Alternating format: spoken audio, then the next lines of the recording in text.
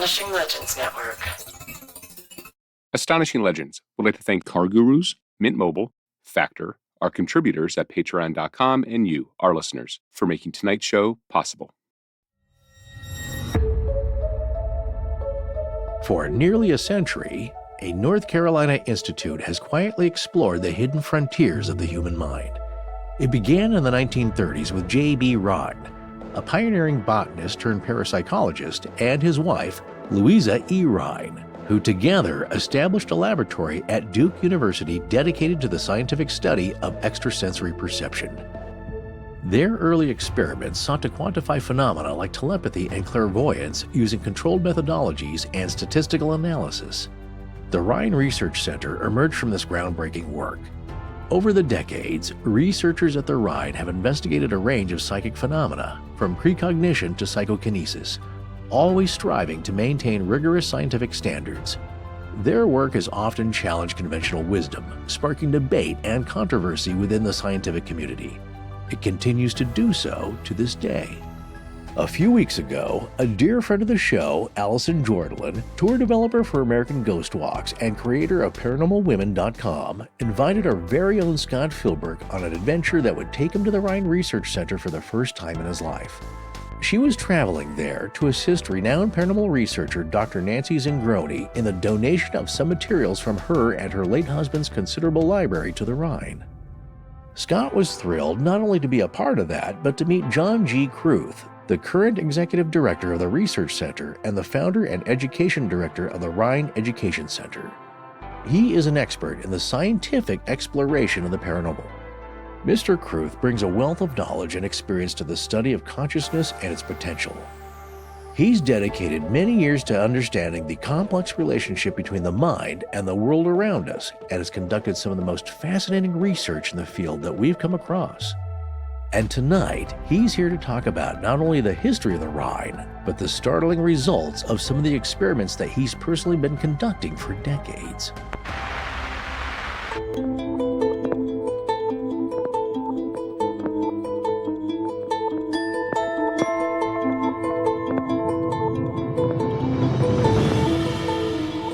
Welcome back to Astonishing Legends. I'm Scott Philbrook, and this is Forrest Burgess. These psychic discoveries by reputable scientists have opened up, literally, a new world. Dr. William Moulton Marston, American psychologist, inventor of the polygraph and Wonder Woman comics, on the work that J.B. and Louisa Rhine conducted at Duke University. Join us tonight for an in-depth discussion about the Rhine Research Center with its current executive director, John G. Kruth.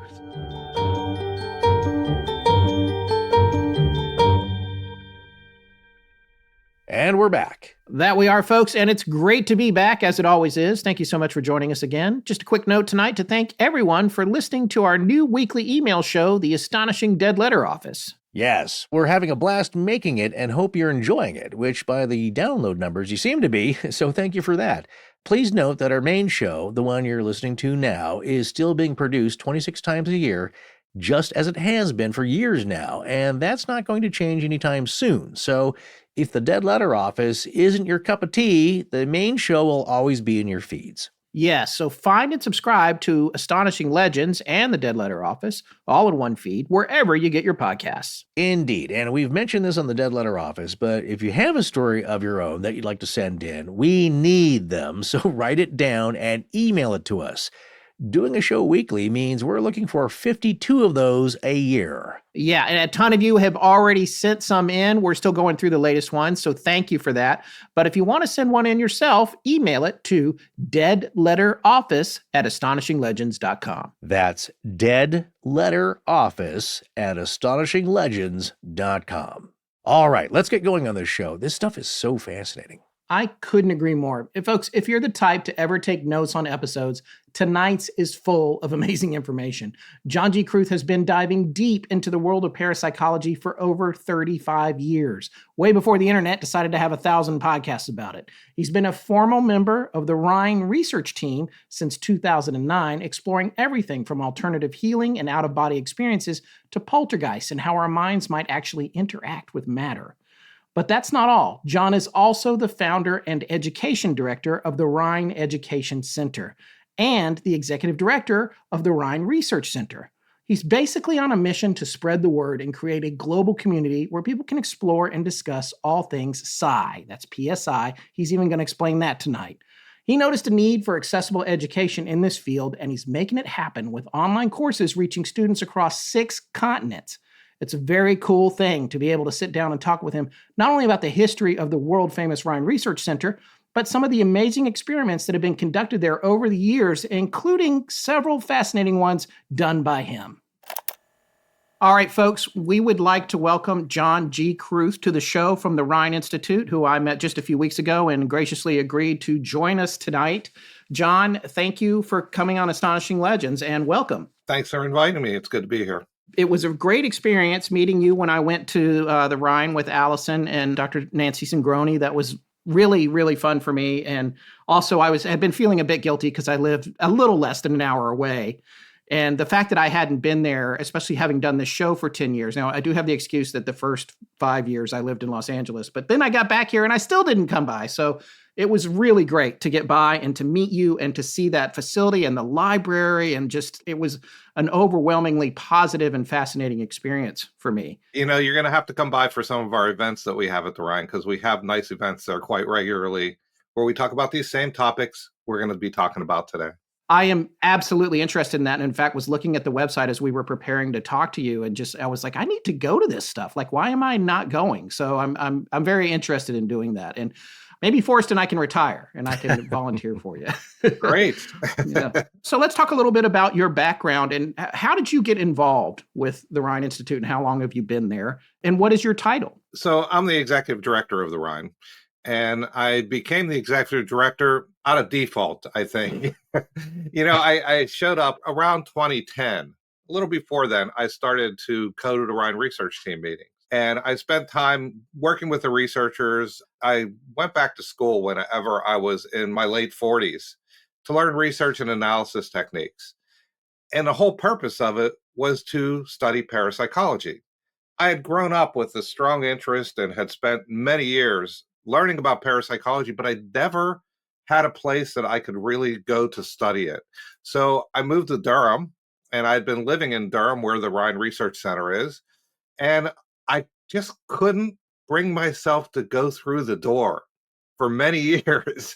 But finally, in 2009, after I had gotten a little bit of background in education and analysis methods and research, I started going to the research team meetings and meeting with some of the researchers at the Rhine. Working with the researchers, I really was able to find what I had been planning to do my whole life, and that was do real research around these things that we oftentimes think are kind of crazy things that a lot of people don't believe in, with ESP and PK and, you know, spirits and survival. So I went in, and after being there for about a year and a half, I realized that their leader was Sally Rhinefeather, J.B. Rhine's daughter. Right. Who grew up within this field. She was at that time 80 years old. Oh my gosh. And she was leading the organization, and she was really looking for someone to help out and take over. Well, it happened that I had some technology skills because I had worked in technology for 20 years. I also had skills doing management work and a little bit of business background. And so I stepped in and I said, look, I'll help you guys out. Just kind of bridge things for a little bit. I'll help Sally and help her to get through this process of transitioning. As I started to do that, they never let me leave. So I'm still there now. So it's been 15 years I've been the executive director of the Rhine. It involves a lot of different things. Everything from, I do research. I work in a lab and I do research. But there's also an educational aspect of the Rhine. We have the Rhine Education Center that we started back in 2011. And also a big part of it is our community and developing a community and building a community of people, a place where people can feel comfortable talking about these experiences where they may not be able to speak to other people about them. So these are the 3 pillars that we work with at the Rhine. And this is how long I've been there for 15 years now. And it's my understanding that Sally still comes around sometimes. Yeah, Sally's 95 years old now, and she still comes around. She sits in our research team meetings. She comes over and helps out whenever we need a hand. She even sometimes gets involved with presentations or tours. Wow. She's very active at 95, Right. and she's not slowing down. That is amazing. That is so cool. I mean, that's the Rhine's daughter. It's just amazing because when you think about it, the institute started in 1930, I believe. Is that right? Or on campus at Duke? Yeah. The Duke Parapsychology Lab, Yes. which Yeah. was the original lab, was started in 1935. 35. Okay. Sure. And so we are the current evolution of Right. that lab after J.B. Rhine left Duke and moved out. So we're celebrating our 90th anniversary this year. Wow. That's Yes. amazing. Happy anniversary. With a lot of events around that. Being in Durham and Chapel Hill and around Duke and Carolina, in a town that has multiple prestigious universities on site, but also just like the sort of, and I say this with love and affection, large parts of North Carolina have sort of a crunchy, open-minded vibe to them. Do you think maybe it's more convenient for people who are interested in this type of research and exploring these possibilities, being where it's located geographically? You talk about this open-minded vibe. And yes, I think the universities have drawn a lot of people in from other areas. And, in university environments where people are getting diverse educations, they oftentimes will stick around afterwards because Right. they come to love the area. And that's definitely happened in Chapel Hill, and it's happened in Durham.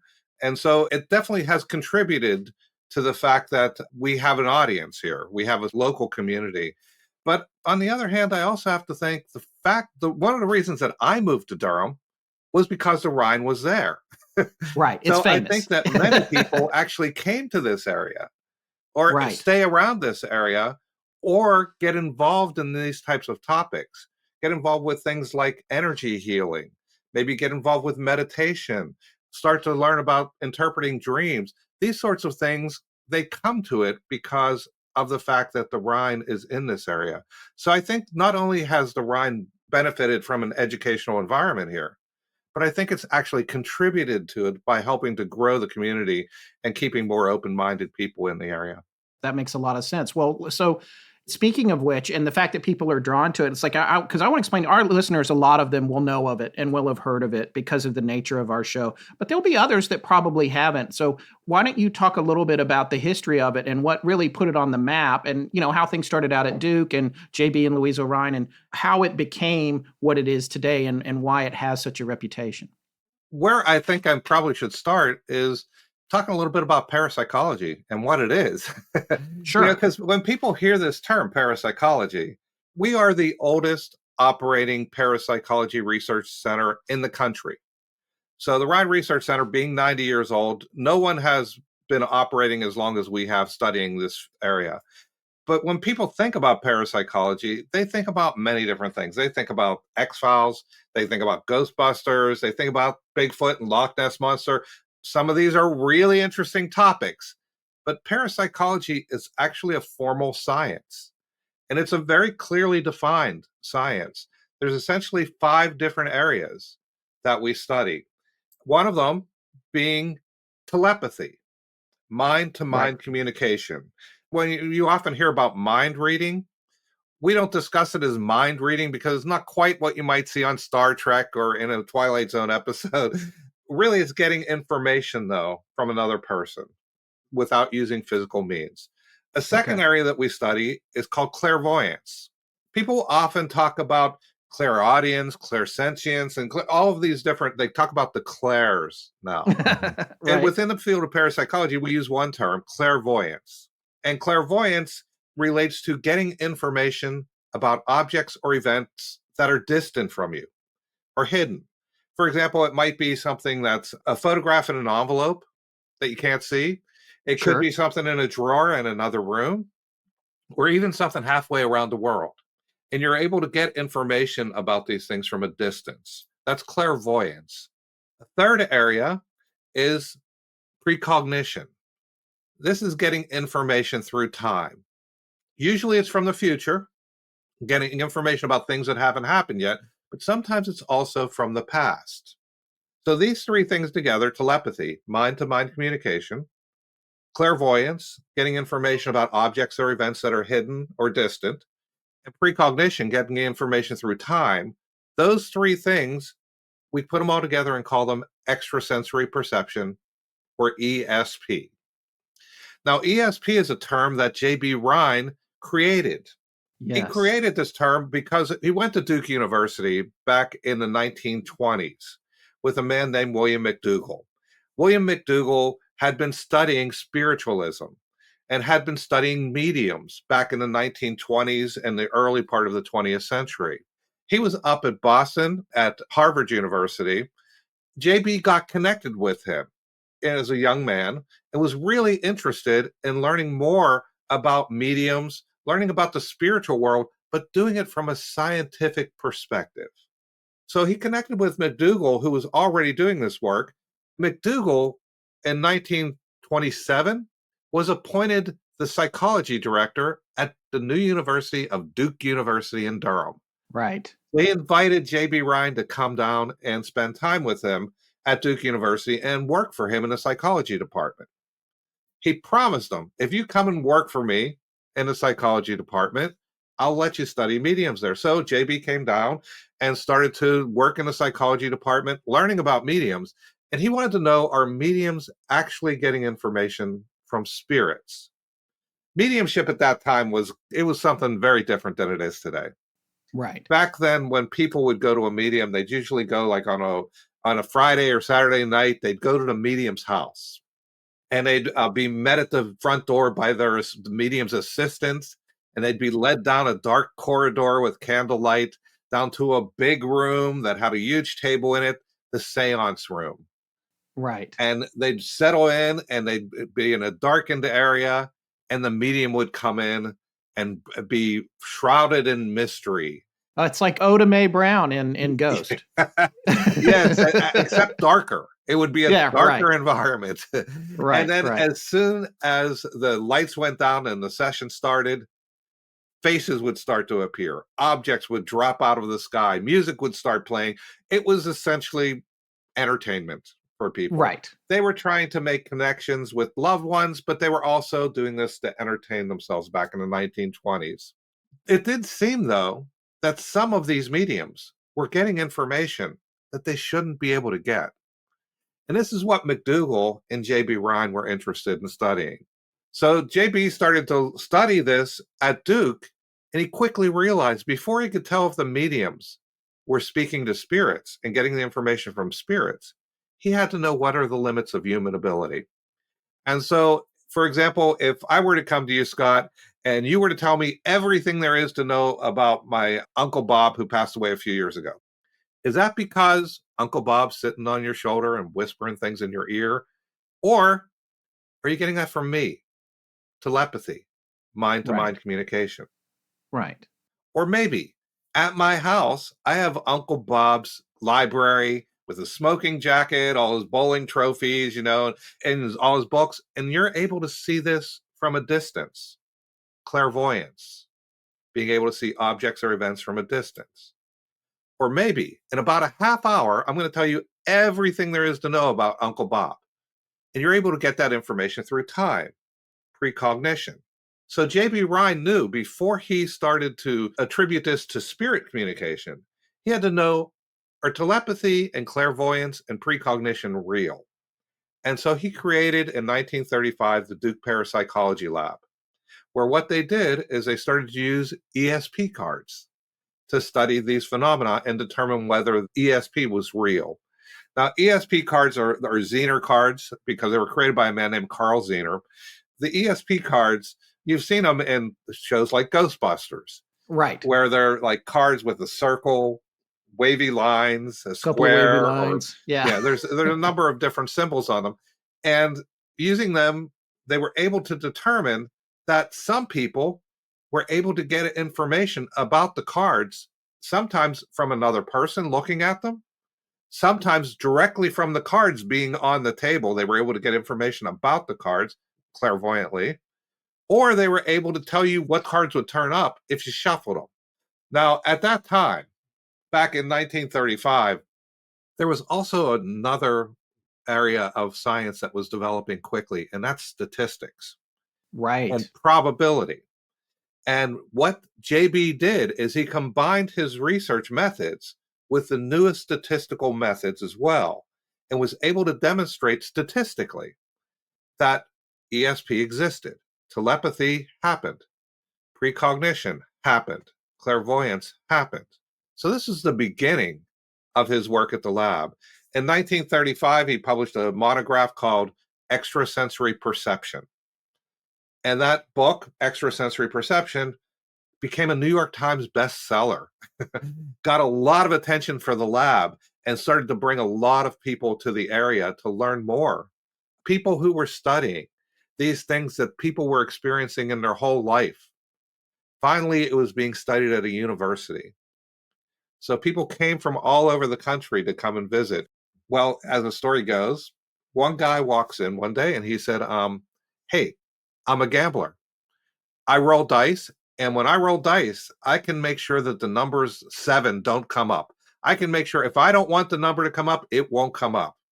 Well, JB, he's a scientist. He says, look, but we work with these cards. You're a gambler. You work with cards. He said, no, I don't do anything with cards. But I didn't do this with the dice.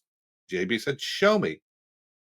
So he starts rolling the dice, and it seemed that he was avoiding the numbers that he wanted to avoid, that he could control the roll of the dice with his intention. Well, this is something that fascinated JB because it not only meant that people could get information about the world, but actually they could affect the world as well without using physical means, with their intention. This is what they called psychokinesis, or PK. Mm-hmm. Now, you might hear the term telekinesis as well. That's an old term that was used. We don't use that term anymore. Now we use psychokinesis, or PK, within the field. But these 4 things together now I just named, all the ESPs, telepathy, clairvoyance, precognition, and psychokinesis, those 4 things together, we group under one heading and call it Psi. Psi is PSI. It doesn't stand for anything. It's not an abbreviation. It's just a term that we use that encompasses all of these phenomena because it seems that there's a similar underlying mechanism for it. We don't know exactly what it is, but we're studying it as a group to see if we can understand it better. So those are the 4 major things that they were studying at the Duke Labs back in the 1930s. But I said there's 5 things that make up parapsychology, not just 4. The 5th area includes what we call survival studies. This includes things like near-death experiences, people who have their hearts stop or their brain activity stops, and sometimes they'll feel like I'm sure you've heard of it. They feel like they're going through a tunnel. They'll see a light at the end of the tunnel. Sometimes they'll find themselves in a garden, and they have this incredible experience, and then they are back in their body and they come back to life again. Otherwise, it would be a death experience, not a near-death experience, right? So near-death experience, out-of-body experiences, people who believe that they are physically, there's something leaving their body, traveling to another location, and they're having experiences, and then they're returning to their body. Also, people who believe that they've lived past lives. Oftentimes it's children who remember have past life memories, reincarnation, essentially, memories of previous lifetimes. People who have experiences with spirits or ghosts. Well, we all know what ghosts are, and who have experience with apparitions. They might see or feel like they're connecting with something, that a deceased person, what we call a discarnate person. And then finally, mediumship. People who say they're speaking to spirits and then bring that information back to the living. So those 5 things all make up survival studies. They have one thing in common. That is that they all indicate that there's something beyond the physical body that exists, at least for a period of time, outside of the physical form. So those are the 5 things that make up parapsychology. All the 3 ESPs, PK, and survival studies. So my car is 12 years old now. Oh, really? Well, my daily driver is a 2003 model. Oh, yeah. Okay. All right. Yeah, but you know what? Yours isn't. Why is that worse then? Let's just say this particular vehicle is not known for its longevity, and it is known for the price of repairs. In fact, The last repair it had was about $1,000 less than the value of the vehicle. And it also nearly broke the bank. I mean, I love this thing. I love it, but it's time for me to move on. So it's been a minute since I needed to get a new car, but I'm kind of dreading the whole car buying process. It feels like navigating a minefield these days. Oh boy, I hear you, man. You know, last time I went car shopping, I felt like I needed an Enigma machine just to understand the prices. I mean, it shouldn't be so stressful. Making a big deal like that can be a lot, and it should come with confidence, not confusion. Right. So, well, you know me, man. I've always been kind of a car nut, and I decided to see what kind of new car buying options were out there that maybe I hadn't tried before. And that's when I found CarGurus. And they help you cut through the noise, showing you the best deals and in-depth vehicle details so you can feel like you really know what you're getting, both in terms of the deal and the car. Oh, nice. You know, I've heard good things about them, actually. And it's no wonder SimilarWeb estimated traffic data shows CarGurus is the #1 most visited car shopping site. So what do you like about it so far? Well, for starters, with over 4 million listings, CarGurus has more car listings than any other major online automotive marketplace in the US. So you can find the best deal. Plus, CarGurus gives you the control to shop how you want to shop with the tools, information, and data-driven deal ratings you need. It's not just about finding a car, it's about finding the car. You know, and I hate feeling pressured by salespeople. Seriously. Does CarGurus help with that? Definitely. CarGurus will connect you with trusted dealerships when you're ready, ensuring a transparent and hassle-free buying process. Wow, that's awesome. So no more shady deals or hidden fees, right? Exactly. CarGurus basically gives you all the information you need to make an informed decision. They rank the best deals, verify dealers, and make sure you never pay more than you should. Getting the best deal is mystery solved. No Enigma machine required. All right, well, I'm sold. I might have to check this out myself. Do it, man. Okay, so where do we go? Go to CarGurus.com to make sure your big deal is the best deal. Well, that's CarGurus, CarGurus.com. CarGurus.com. Hey, Forrest, are you ready for summer, brother? I'm talking savings-wise, not swimsuit-wise, because the folks at Mint Mobile have a hot take. Oh, really? Well, what is that? Summer bods are out, and getting your savings bod is in. Man, well, now you're speaking my language. I'm all about the savings bod, you know, skimpy wireless bills and a fat wallet. Exactly. And I have just the thing to help us get there. Remember how we used to complain about those crazy phone bills, the unexpected overages that made our jaws drop? Yep, totally. You know, those days are over for us, though, because Mint Mobile saved us from all that. You know what? They rescued us from overpriced wireless tyranny years ago. I mean, premium wireless plans for just $15 a month? Come on. And the service is just as good as what we were paying way too much for before. You know, we've both done a ton of cross-country road trips with it now, and the coverage was outstanding, which is what you would expect on the nation's largest 5G network. That's right. And even at $15 a month, you still get high-speed data, unlimited talk, and text. Yep, and the best part, you can use your own phone with any Mint Mobile plan. No need to buy a new one or deal with the hassle. And you get to keep your phone number along with all your existing contacts. It's a win-win. So this summer, get your savings bod ready for prime time. Ditch overpriced wireless and get 3 months of premium wireless service from Mint Mobile for $15 a month. You cannot beat that deal. Nope, skip breaking a sweat and breaking the bank. Get your summer savings and shop premium wireless plans at mintmobile.com/AL. That's mintmobile.com/AL. Upfront payment of $45 for 3-month 5GB plan required, equivalent to $15 a month. New customer offer for first 3 months only. Then full price plan options available. Taxes and fees extra. See Mint Mobile for details. Hi, I'm Marcin, and you're listening to Astonishing Legends with Scott Philbrook and Forrest Burgess. Now back to the show. A couple of very quick questions. Zener was actually a colleague of Rhine, also at Duke, right? Yes. So he developed the cards with Rhine specifically. It's not just that Rhine said, oh, these will work. That was part and parcel of what they were doing at Duke. When you play Kreskin's ESP and you pull those cards out, or you watch that scene in Ghostbusters, that stuff came from Zener and Rhine. Yes, exactly. And in fact, Carl Zener, who was he was working at Duke as a psychologist as well in the psychology department. They were trying to use playing cards for testing initially, but the playing cards, when they use them, sometimes, a heart and a spade can have a similar shape. And if you look at the face cards, you couldn't really very easily tell the Jack from the King or the Queen sometimes. And so they wanted something that was more unique. And Carl Zener, being a psychologist, knew about perception, and he was able to develop these very unique symbols. He wanted to use them not only for parapsychology, he developed them for J.B. Rhine to use, but he thought they could be used for other things as well. A quick little tangent, which is something we're kind of known for on our show, not to go too far off the deep end, but my great grandparents had kids when they were very young, and then so did my grandmother. So I actually knew my great grandmother. She was alive till 1993. But when I was 9 or 10, I would sometimes be put in her care while my mom, who had gone back to college, and this was in Raleigh, actually. And my mom was attending NC State University. I would go over to my great grandparents' house, which is on Boylan Avenue near the Char Grill, and I would hang out in the house. My great grandmother loved Wrigley gum and watching all my children.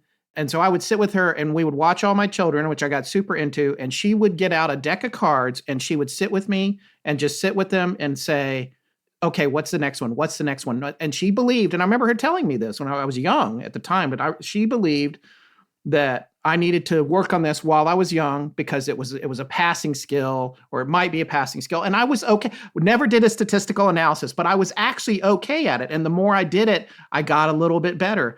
And I just remember doing that with her. And so the interesting thing about her is she was born in 1912 and from North Carolina. So I can't help but think she knew what was going on in Durham, and that had made its way over to her but I used to love doing, it's a very clear memory I have of hanging out with her. So. Oh, yeah. It's Scott. I think it's great that she was working with you and helping you to learn to trust your intuitions related to this, because that's something that a lot of children are not encouraged in this way. And, having grown up with a little bit of trust in your intuition, you carry that into your adult life as well. Oh, that's interesting. And that provides a fertile ground for you to have other experiences as well. Oh, I like thinking about it that way. Okay, so let me ask you one other question, and it might be a little off the beaten path, but in terms of NDEs, and we've done several shows on them, and then we have another show that a friend of ours does. It's part of our very small network. His name's Richard Haddam. He's a screenwriter. He wrote the screenplay for the Mothman Prophecies, but he also is a collector of books. Like when he heard a few weeks ago that I was there with you, he was joking. He was like, steal that shelf, and I was like, I'll never make it out. But he was just like blown away because I took pictures of the library.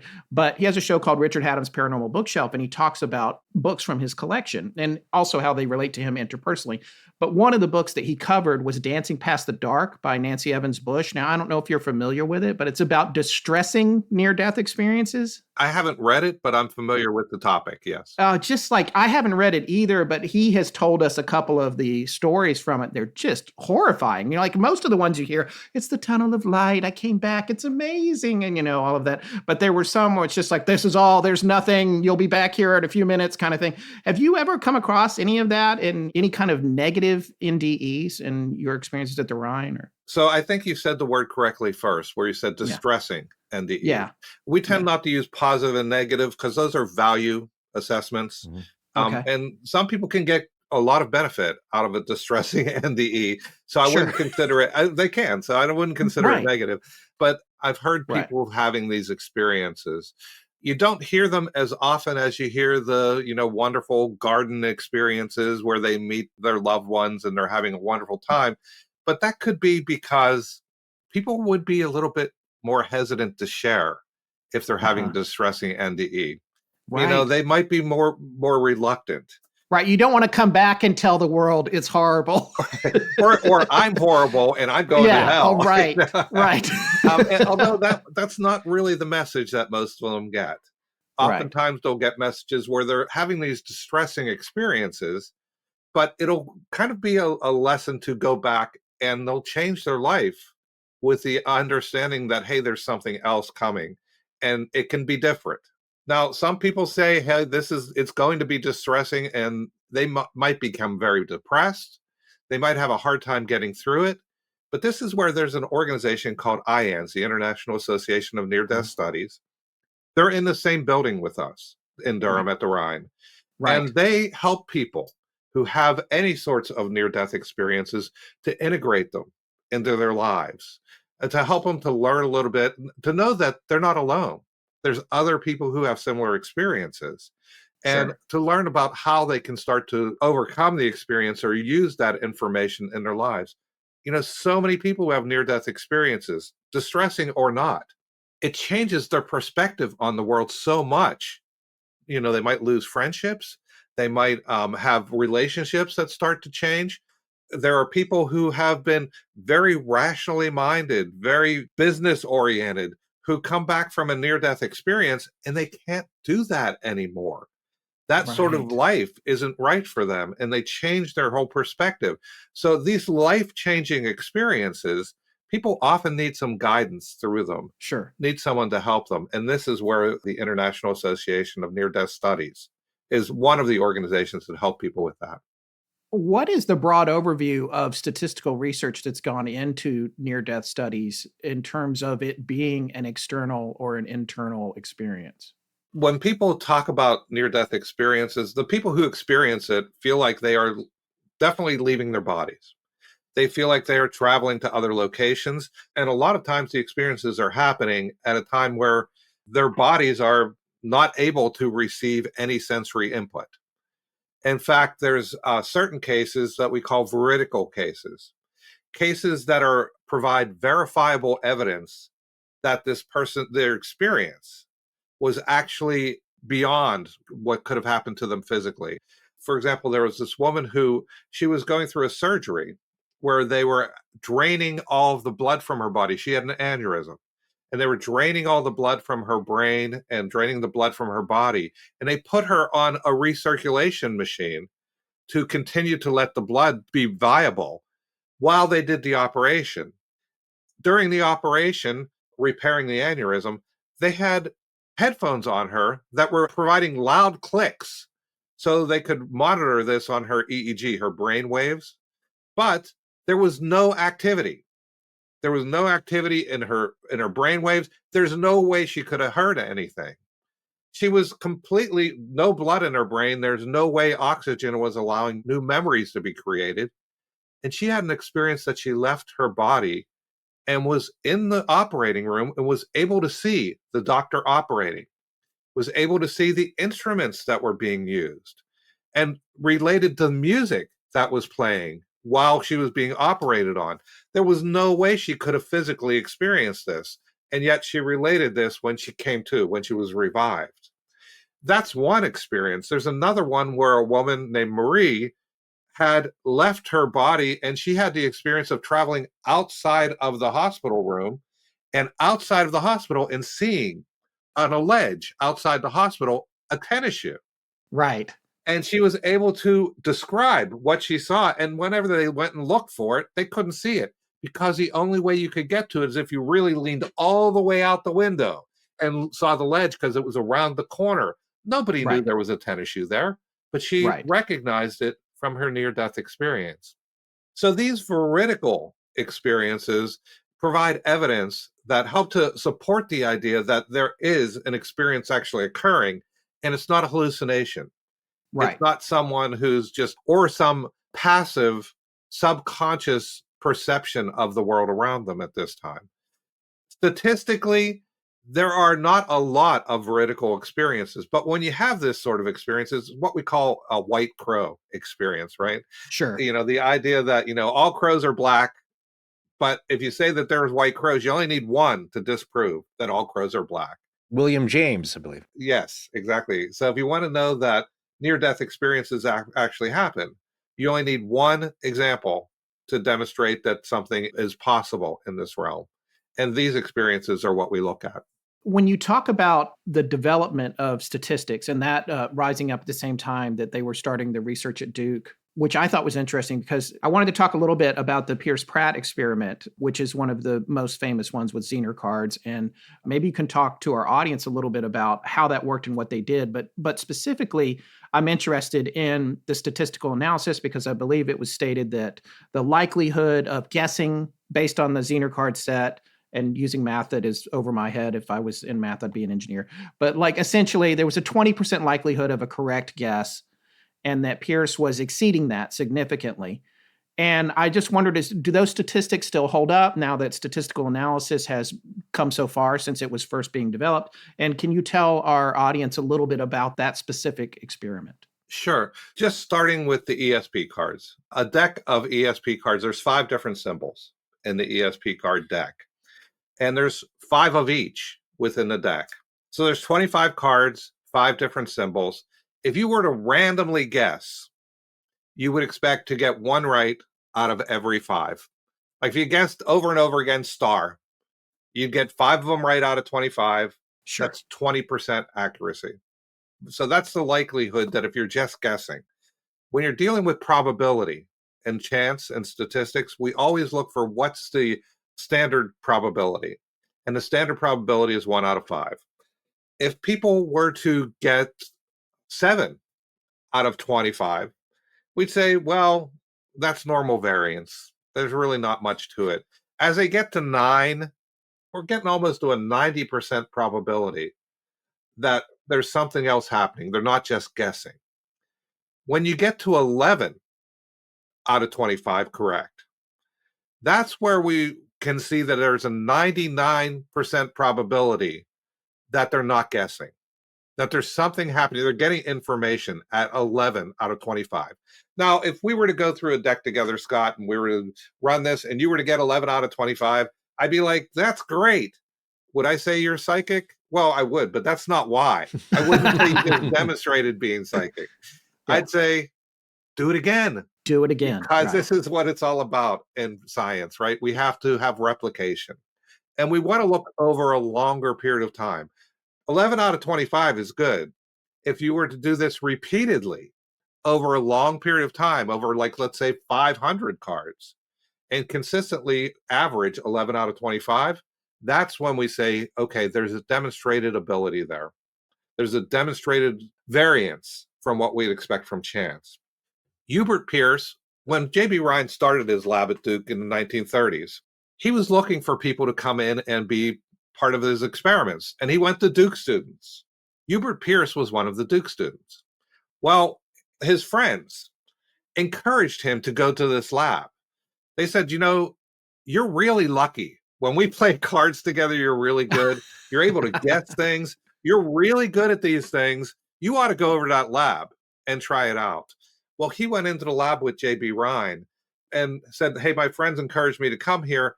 And so they started to do a test together, and he started to get extremely good results. He was getting the right cards more often than could possibly be determined from chance. He consistently did this for a 2-year period working with the lab.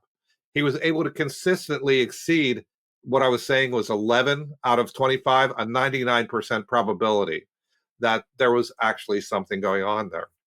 Well, one of the questions at that time, when they worked with ESP cards, it would always be one person sitting on one side of the table, another person sitting on the other side of the table, and they'd be communicating right across the table to each other. But the question was, hey, could this work if we went from a longer distance? What if we were down the hall from each other where you couldn't see me when I was flipping the card? So there's no way you could cheat because you couldn't see me. And there was another man working in the lab with JB at the time named Gaither Pratt. So Gaither Pratt set up an experiment where he would be in his office pulling the ESP cards while Hubert Peirce was across the quad 100 yards away in the library on another part of campus. They synchronized their watches before they started the experiment, and Hubert Peirce went over to the library where Gaither could see him walk across the quad to the library. So I can see him out a window going over to the location. Yes, he could watch him walk across the quad and knew he was in the library. At the predetermined time, Gaither would pull the first card and set it on the table, and Hubert Peirce clairvoyantly was supposed to guess what the card was. This card is face up or face down for Gaither? It was face down. He did not see it. He didn't know what it was. If he was looking at it, then Gaither would know it, and we would consider it's possible it was telepathically getting the information.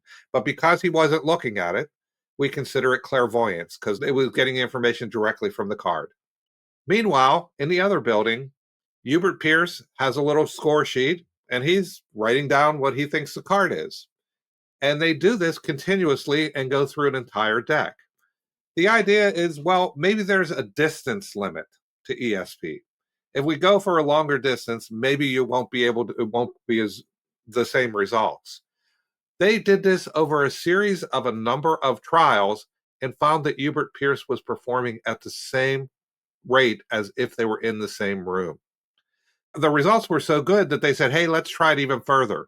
So Hubert Pierce went all the way down to another building that was over 300 yards away.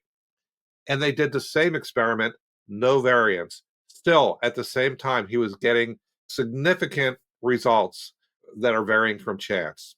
When he went further away, was he still able to see Pierce going to the library or not? He could see him walking partially down. Why did they leave that in the equation? Was that important for a reason? Why even see him going over there? Well, he wanted to know that he actually left the building. Okay. That he wasn't like hiding in a corner somewhere with binoculars or something. Right. Okay. Interesting. Right. It confirms the separation and the distance and everything for him visually. Yes. This was a very significant study, and what it demonstrated is that there doesn't seem to be any distance limitation related to ESP.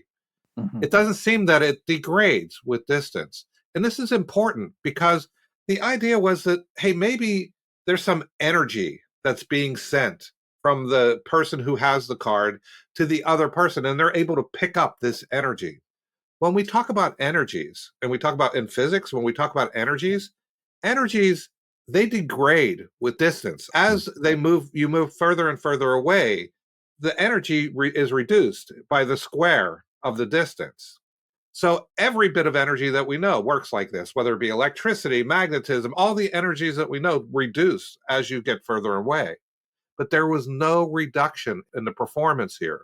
So it indicated that if there's an energy that's related to ESP, it's nothing like any of the other energies we know about in physics. Sure. So it's likely that there's something else going on. Well, it's summer in about 30 days, man. I am so ready. Well, I'm looking forward to it too. Get these allergies out of here and move on to beautiful days and nights and more time outdoors. Yeah, folks, make this summer your best season yet with delicious and nutritious 2-minute meals from Factor. Yeah, spend more time outdoors instead of inside prepping and cooking. Eating well has never been so easy.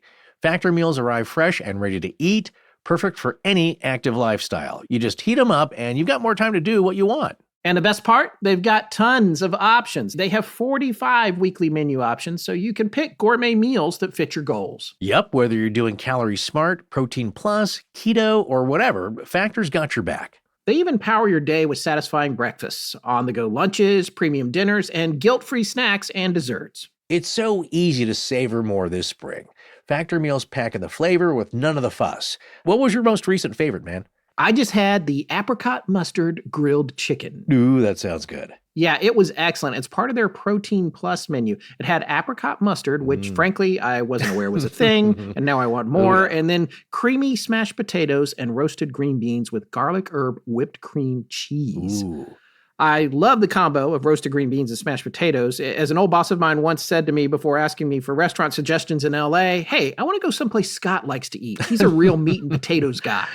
I was like, wait, was I insulted? And then immediately I was like, go to Musso and Frank on Hollywood Boulevard. Tell him Scott sent you. Yeah, okay. I don't believe the last part. I do believe the first part where you were insulted. Yeah. Yeah, well, you're right. Musso and Frank had no idea who I was. I see. But I did eat there a lot. Oh, yeah. All right, folks, are you ready to give Factor a try? Well, if you are, here's the deal. Get started at factormeals.com/AL50OFF and use code AL50OFF to get 50% off plus free shipping on your first box. That's code AL50OFF at factormeals.com/AL50OFF for 50% off plus free shipping. And remember, that's 50, not the word 50. Forrest and Scott, thank you for supporting your sponsors. I'm Frederick Starr, and when I'm not snooping around the woods, I'm listening to Astonishing Legends. Now back to the show. You mentioned the factor of time, which also, as we've covered the subject quite a bit, and it always raises some consternation. But you also mentioned time as being a factor and it doesn't seem to matter if it's past or future. What's a theory on that? Distance is one thing, space. What is it about time that doesn't seem to matter? So when we're talking about time and we're talking about being able to get information from the future or information from the past, we're talking about precognition here. All of it's ESP. And the truth is, when we're working with ESP, we differentiate these different phenomena, but we can't tell whether it's telepathy or clairvoyance or precognition. In almost every experiment, it could be any of them. And so we usually talk about general ESP. So, like as I was saying before, it may be that I'm going to tell you what all the cards were in about 2 days. And you're able to see that from the past and able to get that information and use that in order to give me the answer. So it could be precognition.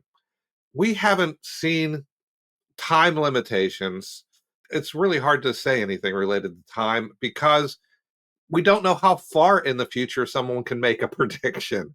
You know, you talk about things like Nostradamus, or you might talk about Edgar Cayce making predictions, but a lot of them are so vague that they could be, we're humans. One of the things about humans is we find patterns and we find connections and matches in a lot of our lives. That's what we're really good at evolutionarily. That's why we're so successful. So if we're looking for connections between things that were said 500 years ago or 800 years ago, we're probably going to find things that are similar. So it's hard for us to really use that sort of evidence to support long-term precognition. But we can see that, hey, it oftentimes happens sometimes within just a few seconds in our laboratory experiments, sometimes within days. Remote viewing uses a methodology called associative remote viewing. Someone will guess what the target is, and the target's not picked for 5 days. Right.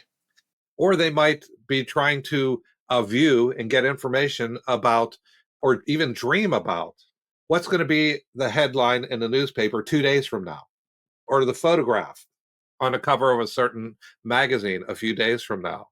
And this might not even have been chosen yet. It may be that the photograph hasn't even been taken. So we know that it can happen a few days. We know it can happen a few minutes. It's a question of how far in advance it goes, though. To make predictions long in advance, you need to get very specific, and then you have to remember to check up on it. And so that's a different experimental protocol that takes a bit more time to implement.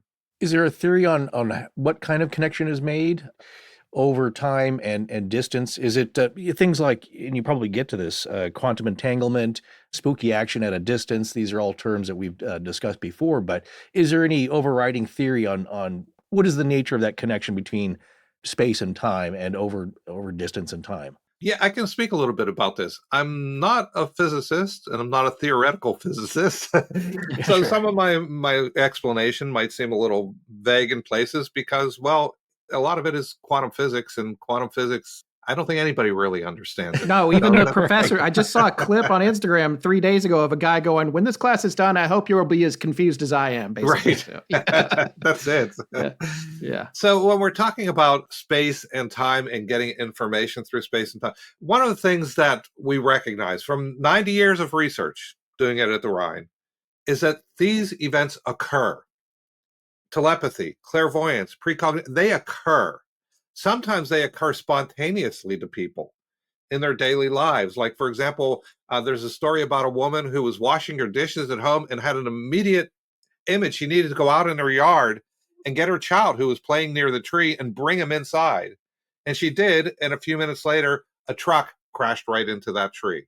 So these spontaneous type of events, or people having dreams about things that are going to happen in the future. Oftentimes, these are spontaneous events that occur, but they happen. They're recorded. We've also taken them into the lab using ESP cards, but actually moving forward into more complex and more sophisticated methods now. We're still finding that these events occur. Our question is, how does it happen? And this is what we've been exploring. So if you're trying to look to physics and looking at time and space, how does information travel across time? There are a number of different theories. One of them being that the timeline is not a progression like a time arrow that we often visualize, but actually past, present, and future are all occurring at the same time. Right. That's what, didn't Einstein suggest that himself? Yes, Einstein, one of the things he said is that time is an illusion, but a very persistent one.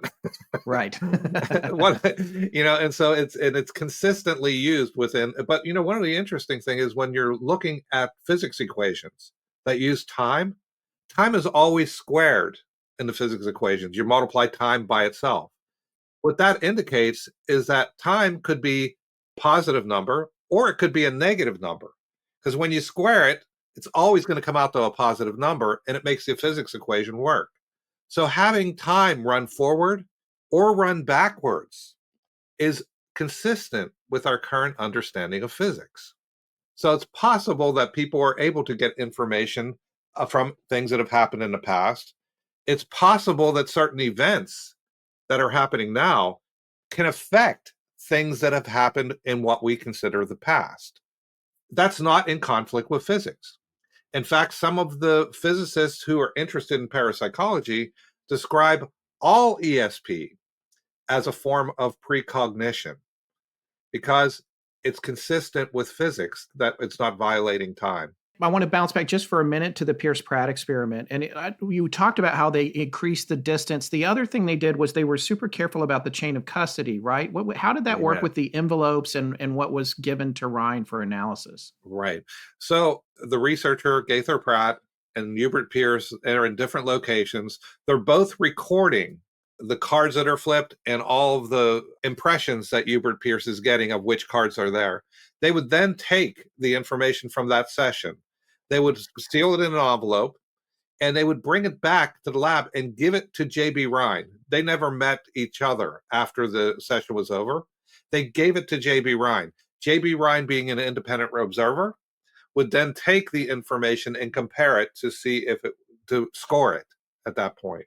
This really made it so that there was no way that the researcher and the participant could cheat together. Right. And J.B. Rhine, having been in the field for a while, having done a number of experiments of this sort, had a credibility that helped him to establish that the distance didn't seem to make have any impact on the results. How do you address the skepticism of just the Wikipedia page on it is scathing, which, by the way, one of the things we've talked about on our show over the years, because we've been doing it almost 11 years now, is we watch Wikipedia change, how it covers all this stuff significantly. And we talked about that in the Forest, what are they called? The guerrilla skeptics of... Yes, the guerrilla skeptics of Wikipedia is a group of basically volunteers, or they volunteer their time, but they're coordinated and they go through and every page on Wikipedia that has something to do with what they consider to be pseudoscience in any field, medical, could be history, they'll basically go through and either just label that or wipe it. Just erase it. Just get rid of it. Remove the possibility of it. So, and obviously there's room for skepticism. This isn't an assault on skeptics. You got to be open-minded. And of course, in doing scientific research, you have to go in and say, we need to prove this. And I understand that. But what do you think about, just like, I don't know if he even had one, Amazing Randy's take on this experiment, or any of these other folks who were just, oh, well, they're cheating, or this happened or that happened. Because from when I looked at it, frankly, it seemed to me like they didn't have solid ground to rebuke what was coming out in terms of the results with that particular experiment. Because I don't remember his exact success rate, but was it like 32% or something? And honestly, I don't remember the specific results, but I know that it far exceeded chance and was consistently exceeding chance. Right. I have a lot of thoughts about the guerrilla skeptics and the Wikipedia and things, but related to this specific experiment. Mm-hmm. When they started doing research with the ESP cards, there was a lot of criticism, one of them being that the cards were see-through. This was a criticism that they've said. They said the cards must be see-through because there's no way that they could guess them otherwise. So they started putting a screen between the person. The Kreskens has the screen. My game, I have a Kreskin board game, but yes, has the screen. I didn't think about that. Yeah. Yes. So they put a screen up so that one person can hold the card, and there's no way the other person can see it when it's happening. Right. Then they started to say, well, maybe there's something that they're able to see a reflection. Mm-hmm. And maybe they're seeing a reflection in somebody's glasses. They're able to see the card. And I've played card with people with glasses, with my brothers and sisters, and yeah, that could happen. So when they put the screen up, they brought the screen up above their head so that you couldn't, they couldn't even see their face. And they progressed to say, well, maybe the person is actually, they called it, it was a subconscious whisper. And that as they would see the card, they would quietly to themselves mouth the card in the whisper. Like doing the other actor's lines in a scene unconsciously or whatever. Right. Yeah. And so this would communicate to the other person that there was what the card was. And so all of these things were things that people were criticizing. And JB was, we're scientists. Mm-hmm. We're skeptical ourselves of what's going on. Right. And so JB was addressing these and trying to say, how can we make it more likely or less likely that these criticisms are actually true? That's another aspect of the distance ESP test. Well, because Gaither was actually watching Hubert Pierce walk across the quad and go into the library, they knew he wasn't in the same building. But the skeptical explanation for this was that Gaither Pratt was actually sitting in the room and the cards were in the room, and when he was recording them, it's possible that Hubert Pierce snuck back across the quad, went out the back of the building, went all the way around, went in the back of the laboratory building, went up the stairs, and looked through the transom of the door. A transom, we don't even have transoms anymore. But back at those times, they would have a window above the door that they could open up and let air circulate. Sure. That Hubert Pierce was actually going to climb and peer through the transom. It was able to see the cards as Gaither Pratt was recording them so that he could then quickly take his own form and fill it in to be the same and get beyond chance. Well, when the explanations start to get this complex, you have to start to consider whether the probability of that happening is greater than the probability of the actual event occurring. Sure. And even whenever they made it further apart, and if you look at the room where Gaither Pratt was, he was facing the door. There's no way that he could have seen the cards from behind him. These explanations really didn't work at that time. Sure. But of course, the skeptics are going to continue to try to find ways to explain this away. But I agree with you, Scott, that for this specific experiment, there is nothing that really held up. Right. And Hubert Pierce continued, like I said, for years to get good results. Did he have an ongoing relationship with the Rhine after this particular experiment? Probably about 8 or 10 years ago, I guess. His daughter contacted us. And there was an interview that they did related to her father's, Hubert Pierce's, experiences. Essentially, she said that he'd been doing this his whole life, these sorts of things. And after working with Rhine in the lab for 2 years, all of a sudden it seemed like his abilities just evaporated and they were gone after 2 years. And his daughter said he got bored. Right. He didn't want to be part of the experiments anymore. So he missed because he didn't want to do it. Right. But she said his entire life afterwards, he knew what was going to happen. He had psi experiences throughout his entire life, before and after he worked in the lab. Oh, interesting. So it wasn't ongoing, but we didn't have an ongoing experimental relationship with parapsychology because, well, as I said, he got tired of it at a certain point. As you can understand, once if you start being tested, and he had his own life with his own family, his goal wasn't to be the top psychic in the world, Yeah. He's not trying to get on Carson or what. I mean, he was in the School of Divinity, right? So, I mean, did he go on to be a minister or a pastor or something? To tell you the truth, I can't remember the details of that interview to tell you the details of his life. I think he passed away in 1979, if I'm not mistaken. Right. I had this memory from when I was younger, and I can't remember if as a child I made this up or not, but and I recall telling my mom this, I had a dream about a plane crash 2 nights before it happened. And it was the one into the Potomac River, not the one that just happened, but the one in 1982 of the airliner going down into the river, same airport, I believe. And the river was icy and a lot of people, perished and people dove in the river and were rescuing. And I had a dream about it. And I had, as I recall, I had told my mom about it, that I had a dream about a plane crash in water, in icy water. And then 2 days later, that plane crashed. This is the only time anything like that's ever happened to me. And I don't even know if I've ever mentioned it on the show, Forrest. Have you heard me tell that before? I'm not sure if you've talked about it I on feel the like show. I I think forgot you've mentioned about it to me. Just weird. That's the only time I wish, I could figure that out on the regular. But when you mentioned the dreams and one thing we've noticed is that it's often tied to trauma. As you were mentioning earlier, the truck crashing into the tree and the premonition is that something traumatic is going to happen, and it's or the other phenomenon of the crisis apparition of people seeing somebody appear, even if they're not dead. It's not like you're seeing their spirit. They will appear as a reaching out psychically to warn somebody and not even wanting to do that or not being conscious Brandon of wanting to do that. Masulo, just to give credit, he Right. taught us about that. Who studied parapsychology in Edinburgh, and he came on our show. He's a friend of ours or whatever, but he talked about crisis apparitions. But Is that something to do with the extreme heightened emotional energy that's pushing that through? So I was gonna say, Forrest, you mentioned trauma, but I would attribute it to high emotions Mm-hmm. of any sort, Right. whether it be ecstasy or pain and trauma. High emotions tend to be something that is carried through. And if you consider our memories from a psychological perspective, our memories, the ones that stick with us the longest, are the ones that are highly emotional.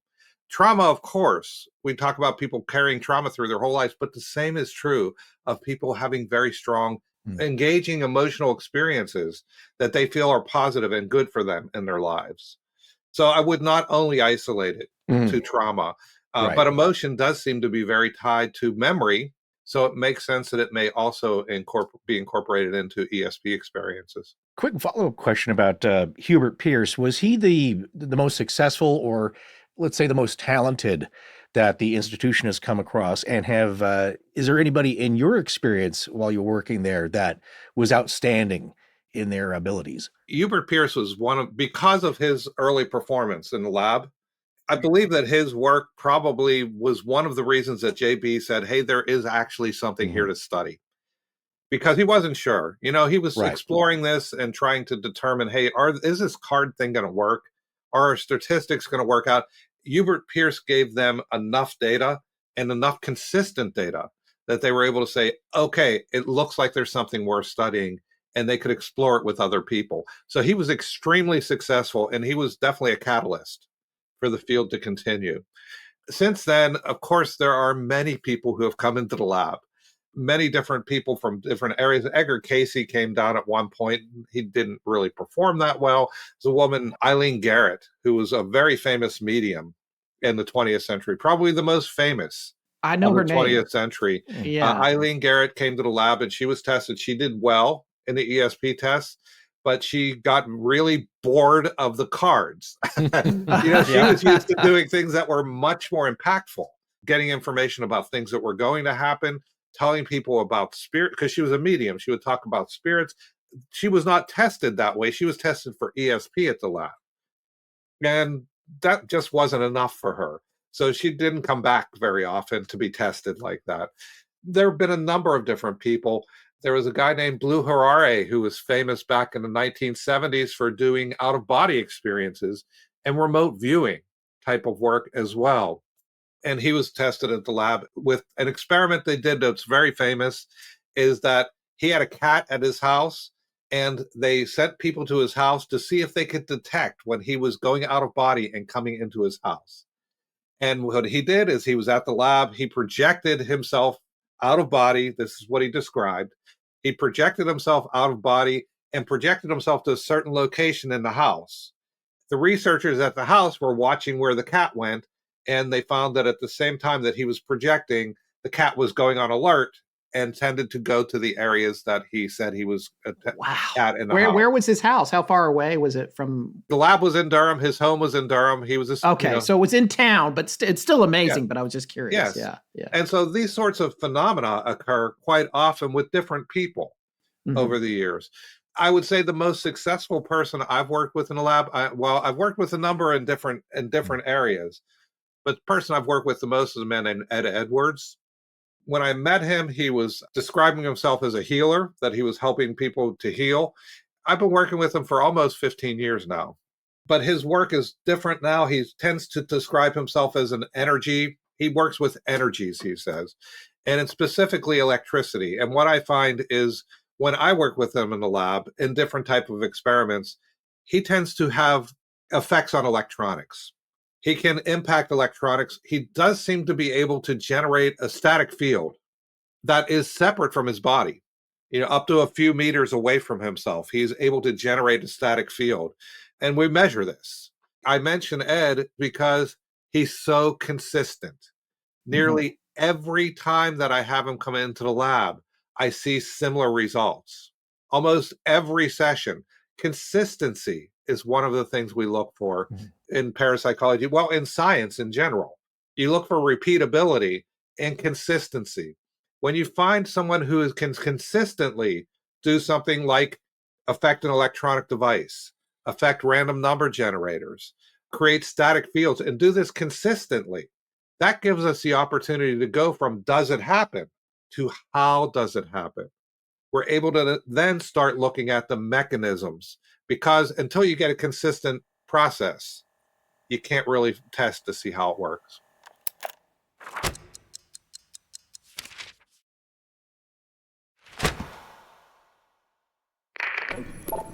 I'm Anna, and this is Astonishing Legends. Let's get back to the show. Soy Ana, y esto es Leyendas Asombrosas. Volvamos al show. When I was on site there a few weeks ago and you were giving a tour, you had showed me this room, which I can't remember. It's like the super dark room. What do you call that room? That's a double dark room. Double dark room, which, Yeah. And then folks, you can imagine it's got black walls, but the doors got blocks on the bottom of the doors. And then the next room, you can turn the lights out. And we go in this room and there are some devices on a table that I just had no idea what they were. And he let me sit in there for 5 or 10 minutes with it in the pitch black, which I was excited to try, and I don't know why, but it is a very unnerving, you really got to adjust to it because it's like a very unnerving experience. People always say it's overwritten about, it's a cliche, you can't see your hand in front of your face, but in this room, you can't. I want you to talk about the hardware that you have in there, if you don't mind, and the experiments that you've been conducting there related to photon detection. I don't know if Ed's been part of that. I'm thinking he probably was. But my mind was blown by this particular experiment, and I was wondering if you could share it with our listeners. Sure. And I'll start out by saying, Scott, when you were in that room, in the dark room, the double dark room is a dark room inside of another dark room. Yes. And so it really blocks the outside light. There's no light in the room. And you weren't in there 5 or 10 minutes. You were in there maybe a minute or two. A minute, yeah. But, talking about time, point. Time gets really distorted when you have no sensory input. It really does. That's a super valid point, yeah. The reason we have the room so dark is because we're looking at light. One of the things that I'm really interested in is healing. And when people talk about energy healing or they talk about psychic healing, these sorts of things, they often talk about the energies moving through the body. And they talk about manipulating the energies. They talk about increasing energy flows to certain areas or blocking energy flows. Also, when you talk to people who do martial arts, they talk about chi, life force energy, ki, prana. It's a life force energy within the body. And they use that, they manipulate it. They use it to increase their own strength and to project it if they're in a different battle situation. And you talk about meditators. When you talk to meditators, they often speak of Kundalini energies moving through the body and how the Kundalini rising can increase their mystical experiences. All of them are talking about energies. Right. So I'm really interested in what is this energy? We started looking at different sorts of energies. The body, it's an electrical system. Our nervous system is electrical. All of our muscles, we all work through an electrical system. But when we try to measure electricity in the body, we have to be right against the body. We have to have the sensors right on the skin. If we start to move even a few centimeters away from the body, we lose that completely. And if you're measuring like the activity in the brain, the sensors have to be right pressed against the skull. You lose that completely if you start to move away at all.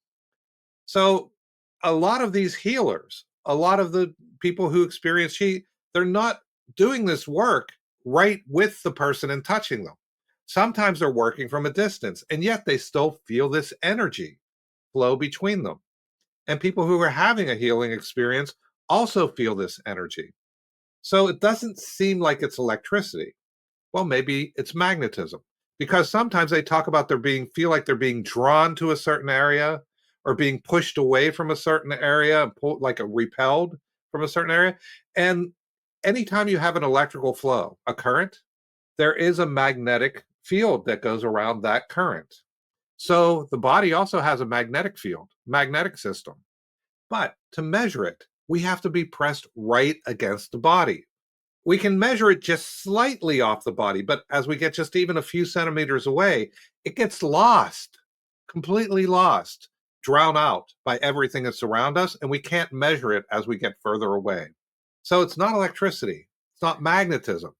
We start looking at different types of energies and we start trying to figure out what could it be. Well, we chanced upon the idea that it might be light.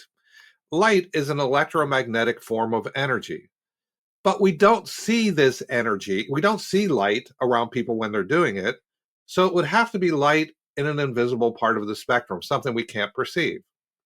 What we did is we started looking at infrared light initially. And we had an infrared camera in this dark room, this really dark room. And we were looking for very low levels of infrared light. Well, infrared light is a reflection of heat. Anytime you have an infrared camera, it's measuring heat. We brought in people who were healers, said they were healers. We didn't test them to see if they were healers. They said they were healers. Had them stand in the room. And we took like a baseline, asked them just to stay there and not do anything. And we got a baseline of how the infrared light was projecting from their body. We then asked them, go ahead and start your healing work, whether it be with another person in the room or doing remote healing from a distance. What we found with nearly every single person, as soon as we said, start your healing, the palms of their hands and their forehead started to get warm. We started seeing more infrared light from those areas. Now, this can happen for a lot of physical reasons. For example, increased blood flow will help more heat going there. There's a number of different physical reasons this could happen. But the interesting thing is, we didn't tell any of them, make your hands and your forehead warm. We just said, start your healing, and this is what occurred with nearly every single person. So we determined, well, when healers start their healing, their palms and their foreheads get warm. That's interesting, but what more can we learn? So we started looking at ultraviolet light. This is on the other end of the spectrum. It's still invisible. It's beyond our visible range, but we have a device called a photomultiplier tube. This photomultiplier tube will measure a single photon of ultraviolet light every half second. It's an extremely sensitive piece of equipment. It's the most sensitive equipment we can get to measure this sort of light. I want to interject that I have pictures of this from my visit there. I'll put them up with this episode so people can look at it. It looks like a metal box, like nothing you've ever seen, with a little aperture on the front of it. And John was scared to death I was going to touch it the whole time I was there. Well, the metal box is the reason it looks like a metal box is because it's a metal box because it's shielding the electronics of the system. Yeah. It's a very high energy system. There's a lot of electricity flowing through that system. And how did you guys come across it? I thought this was interesting too. One of the people we were working with is Bill Joines. He was an electrical engineer at Duke for many, many years. For over 50 years, he worked at Duke as an electrical engineering department. And they use this in laser technology. They use it in medical applications. They use it to measure light. As I said, it's the most sensitive piece of equipment you can get to measure light. And we need that because we're measuring light coming from people. Does light come from people? Well, this is what we found. Back in the 1970s, there was a man named Fritz Popp. And Fritz Popp was reviving some research that had been done in the 1920s by a man named Alan Dershowitz. And Fritz Popp was looking at fruits and vegetables that were grown organically or that were grown not organically to see if there was a difference in the light coming from them. And he found, there was a difference in the light. One of them had more light than the other. And he thought, well, that's interesting. And so he started looking at other organic matter, other vegetables, fruits, animals, even people. And he found that this light, this ultraviolet light, emanated from anything that is organic, any living entity. We've done experiments even with single cells. If you take red blood cells, you put a little saline on them. When you put a little saline on them, they'll pop. As they popped, we could see light coming from these red blood cells. Now, back in the 1970s, this was crazy science. Everybody was like, okay, you know, there's Fritz over there. He's seeing light coming from his vegetables and fruits. Who cares? Yeah. But, you know, go Fritz, you keep going with it. Now, this is 40, 50 years later. This work is upper level biology. This light is recognized as something that comes from all organic matter. They don't exactly know what's creating it. You might be able to read in different places, like Wikipedia, explanations of exactly how it happens, but they truly don't know where it's coming from. And they don't know what it's used for. But it is studied.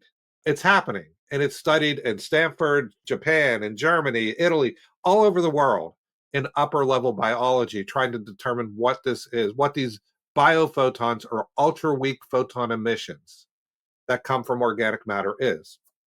What we do is a little different at the Rhine. We bring people into this room who say they're healers, people who are martial artists, people who do a lot of meditation. And we ask them to sit in this room, this dark room, and we get a baseline of the amount of light that's in the room. Now, this piece of equipment, as I said, is really, really sensitive. And that room is so dark that when there's nobody in the room, I'll get about 3 to 5 photons a second in the room. And that's just ambient light that's almost nothing. It's like being in the bottom of a cave. You get like no light there. Having been in there, it's hard to believe that there's even one photon in there, in my opinion. Well, there's some ambient light everywhere, I guess, because we're seeing it, right? But when we bring a person in, that level rises. It rises to about 12 to 20 photons a second. It varies for each person, but about 12 to 20 photons is the baseline that we'll see. That's still almost no light. Very, very, very dark. You can't see anything in there. It's invisible. What we then do, once we get a baseline with someone, we say, start your healing practice. Start your martial arts form. Do your meditation. Try to increase the energy in the room. Try to produce light in the room. Now, most of the people we bring in there, about 90% of the sessions I've done, I get zero change from the baseline. I just see the baseline continuously for about 10 minutes while they're in there. But with about 10% of the sessions, I see a variance. And when I'm talking about a variance, I'm talking about 12 to 20 photons as a baseline. I'll see it jump up to 80 photons.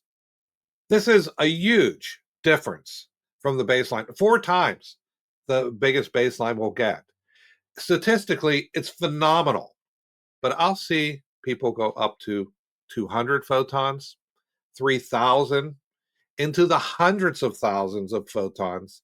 And I even had 2 people go over 1 million photons a second. You don't need statistics to know when you see this, there's something unusual happening in this room. So these are big numbers. But as I was saying before, one of the things that's really interesting to me is consistency, being able to do this repeatedly. What I find oftentimes is people will go in and I'll get these spikes, like a single spike that might last for 1 second or 2 seconds. But when I work with martial artists, it's a little different. They tend to raise the energy in the room. They don't get as big a number. It doesn't go up to 3,000, but they'll raise the energy up to 60 or 80 and maintain it for 10 or 12 seconds. And then it'll come back down. And then they'll bring it back up and it'll come back down. The consistency is something we're looking for. It shows that these martial artists seem to have more control over the energy than the other people who are going in the room and just trying to meditate or produce light of some sort. I talked before about Ed Edwards. Whenever I met him and he first came into the lab, he was getting these huge numbers in the hundreds of thousands. Over the years, we've worked together. And now, instead of getting these huge spikes, Ed brings the energy up in the room to about 200 or 300 and maintains it for the full session. And then when the session's over, it drops right back down to the baseline and stops. So he's gaining a discipline from working with you, basically. We've worked together. Yeah. And yes, he's developed more of a discipline, more control. Yeah. And instead of throwing lightning bolts, now he's using the energy and bringing it up. And he's integrated this practice into his healing that he does now, where he'll work with people and bring their energy and their body up using the same techniques. And by bringing the energy in their body up, the way he describes it is it activates their immune system and allows their body to produce healing on its own. He's not actually doing the healing. Right. He talks about applying the environment. Go ahead.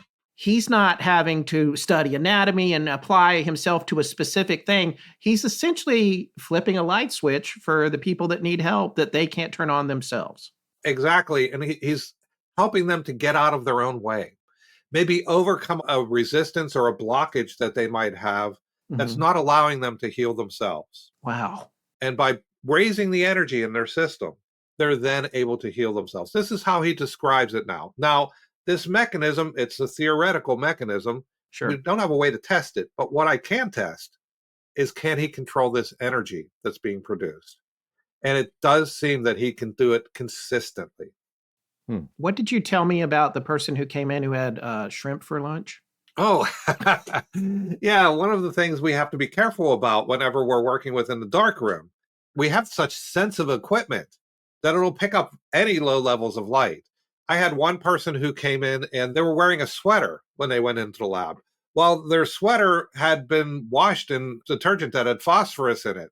They were out in the sunlight. They came in my lab and it threw my readings off the chart. We found out that when he took the sweater off, it all went away. Right. Because then the phosphorus was gone and it wasn't reflecting. For a brief moment, he thought he was a guru, and then it's just the sweater. Well, I knew something was wrong pretty quickly because we don't ever see that. Right. But we also have to be careful because there are certain foods that glow. And one of the things that we mentioned is seafood, shellfish. Because of everything that's in our oceans now, shellfish will start to glow in the dark. If you have a bag of shrimp in a dark room in a restaurant, you can find it because it glows. If someone were to go to lunch and eat shrimp or seafood or shellfish for lunch and be in that lab and open their mouth, we'll see the glow. Right. As a residue. I mean, maybe if they brush their teeth really well, maybe we wouldn't, but really right after they eat. So we have to be cautious, not only of what people wear, but also what they eat. And we have them take everything reflective off, anything that might cause any sort of light in that room, so that we can see the very low levels of light. Is this connected to what would be called aura energy that some people can claim to see or detect? That's often or famously picked up by Kirlian photography. Kirlian photography and aura are different things. They're similar, but they're different. And neither of them is what we're looking at. Allison asked this exact same question when we were there, Forrest. So that's interesting. No, it's a good question because people were always wondering, is this the aura that we're reading? Our human body, we have an aura. We give off heat. There's a vapor level around us. And of course, then there is this light in the ultraviolet range that we're measuring as well. It's like a field that is around us. We carry it around. Reminds me of Pigpen in Charlie Brown cartoons. There was always something around them all the time. Yeah. But the aura that people talk about, usually it's in colors. When people describe it, they're able to detect it. They're able to see different health benefits from the aura when it's complete, when it's incomplete. They're able to describe it. That is not what we're measuring, though.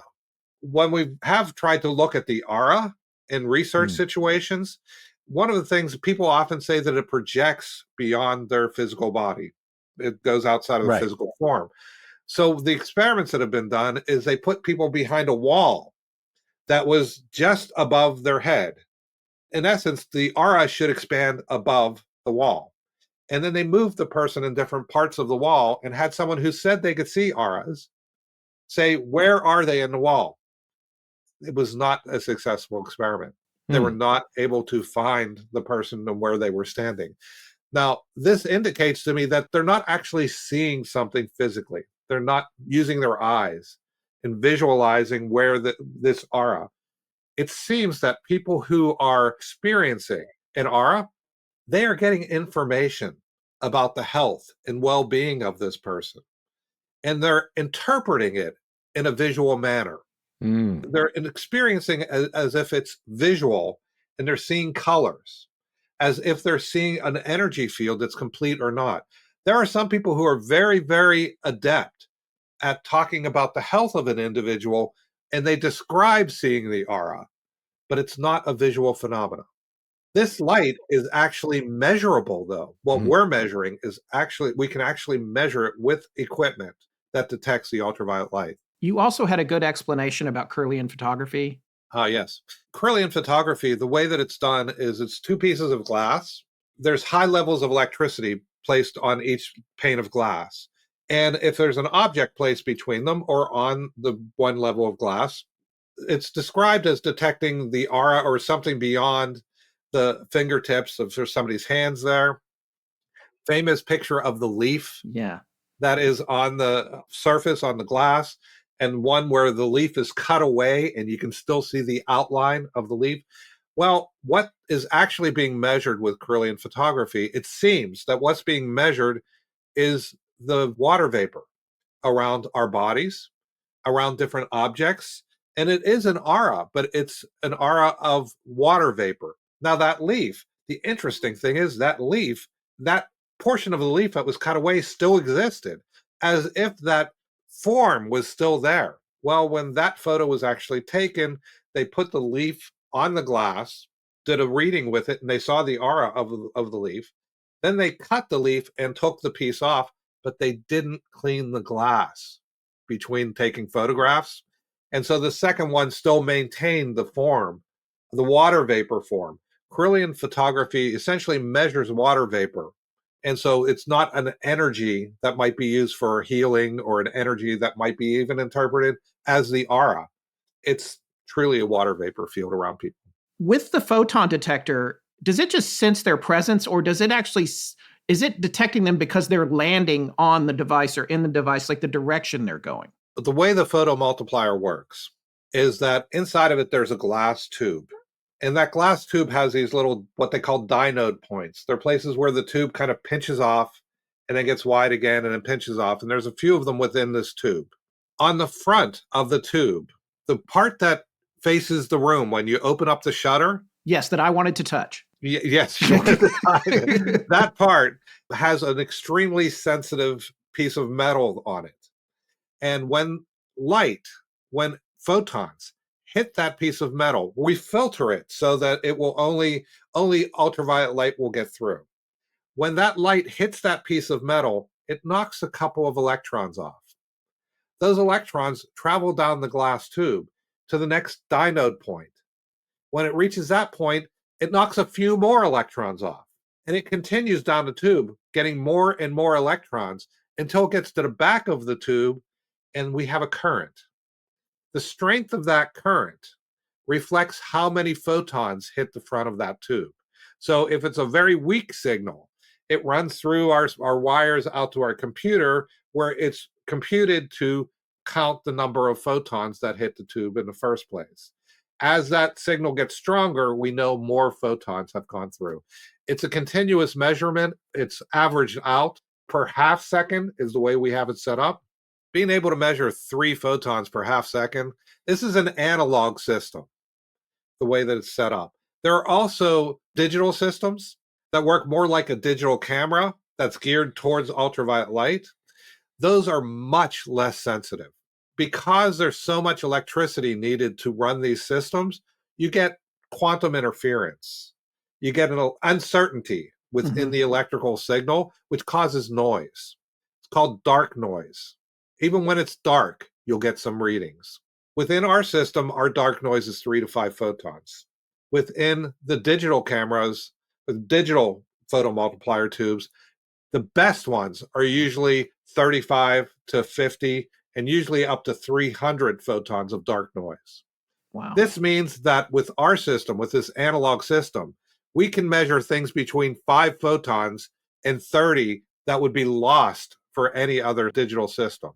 So that's why this system is so accurate and so sensitive. How are you figuring out where they're coming from? How do you know it's coming out of the hands and the forehead?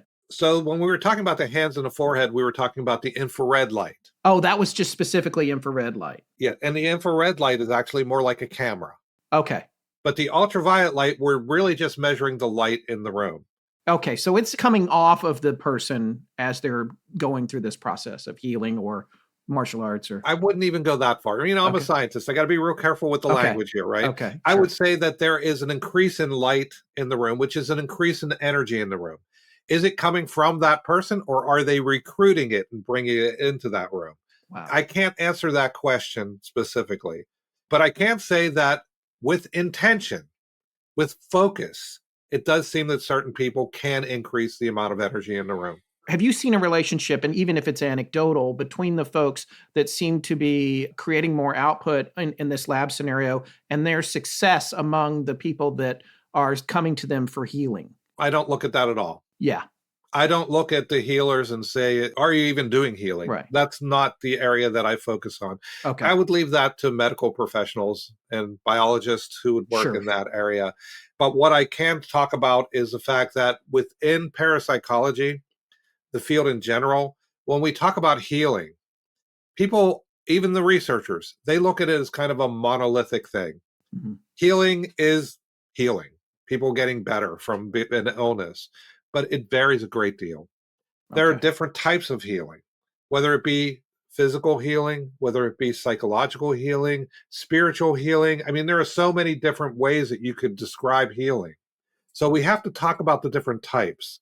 There are different methods that people use as well.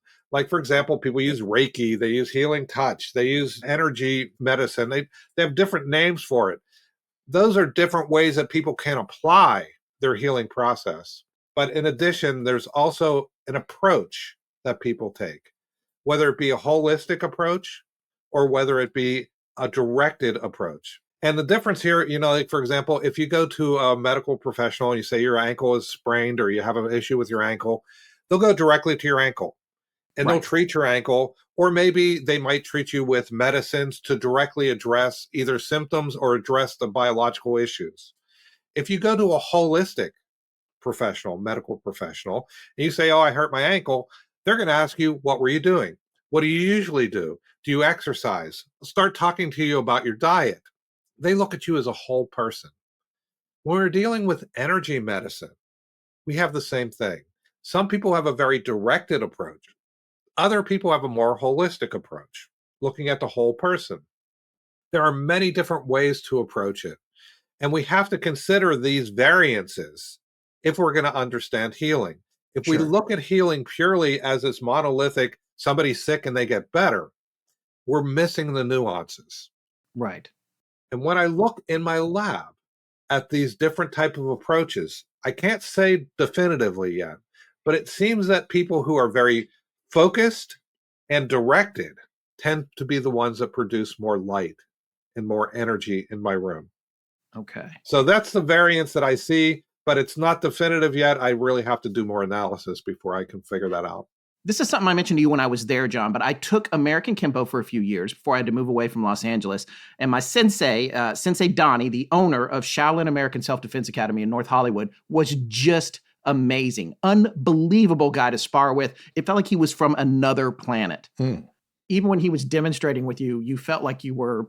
I mean, it gives me chills when I think about it, even now. So, I'm curious for the differences between, say, Ed Edwards and your most proficient sensei that you got in there. What were the differences in what they produced? As I was mentioning before, there is quantity, the number of photons that are produced. Right. But I'm more interested in consistency. Mm-hmm. And when I was working with the martial artists, I saw much more consistency. I saw that they would be able to maintain a certain level of energy for longer periods of time. 9 to 12 seconds Okay. is what I was seeing, as opposed to just seeing a spike that lasted a second or two. Right. And so when Ed came in, it was initially I was seeing these spikes. I'd see groupings, but I'd see these big spikes. And I'd see a number of them grouped together and then nothing, and then groups again like this. That I was seeing similar things with the martial artists, but not so big spikes. They weren't spikes. They were more maintained at a higher level. More recently, as I've worked with Ed over the last couple of years, it's like I said, it's been almost 15 years I've been working with him. He has developed the ability to come up to a specific level and maintain it the entire session. Okay, so he's Yeah. got, it's like he's developed a discipline that he was always higher in terms of output than the martial artist, but now he's developed a discipline to control it better. They weren't getting as high as he was, but they seem to have more discipline. They did initially. Yeah. Now he still doesn't go up to the high levels anymore. Right. He maintains it at a lower level, but consistent flow. And if you consider a treatment, if he were doing a treatment, and he talks about doing healing, if he was doing a treatment, you would consider this would be a better way to approach it, because you don't want to throw lightning bolts at someone. If you're trying to give them some sort of healing ability, you want to help them to feel comfortable with it and do it more gradually. He's developed a more subtle approach. I've had people who have long careers as healers, who have helped hundreds, if not thousands of people with the healing that they've done. And I've had them come to my lab and I see no results from them. Wow. Zero. Yeah. That doesn't mean that these people are not doing healing. Okay. It means that what they're doing is not what I'm measuring. So I'm measuring something that is clearly a result of focus, and for some people, a result of healing intention. But other people are doing something else that we're not measuring in the light lab. And this is where we have the opportunity to learn more and explore more in these areas. So how many years have you been doing these experiments? Almost 15 years. Okay. And so you're interested in publishing your results, right? I've published results before. I haven't published my most recent study. Yes. Your most recent study. So that you'll be doing that, I imagine, when you can. My next question for you is, you had mentioned again when I was there a few weeks ago, the next step you wanted to take, and you mentioned that you had not just one photo multiplier, but another one. Right. In fact, I have 2 dark rooms.